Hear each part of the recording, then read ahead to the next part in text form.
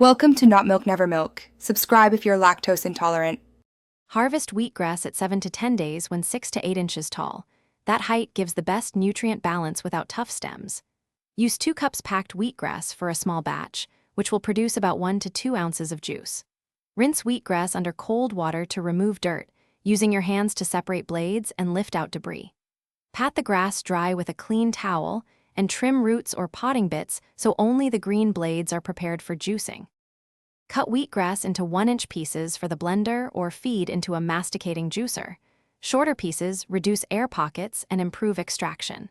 Add 1/2 cup cold water per 2 cups wheatgrass when blending to help the blades move and to avoid overheating the juice.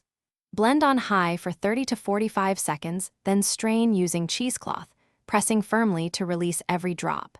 If using a juicer, feed the grass slowly and collect the juice in a chilled container to maintain freshness and color. Expect about 1 to 2 ounces of juice from 2 cups wheatgrass, so plan servings accordingly rather than assuming large yields. Store juice in an airtight jar, refrigerate it up to 48 hours, and keep in the coldest part of the fridge to preserve enzymes and color. Drink 1 ounce to 2 ounces of fresh wheatgrass juice daily, starting with small sips to assess tolerance.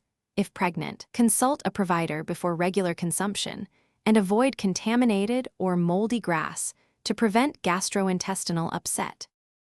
Thanks for watching. If this was helpful, leave a like and consider subscribing. See you next time.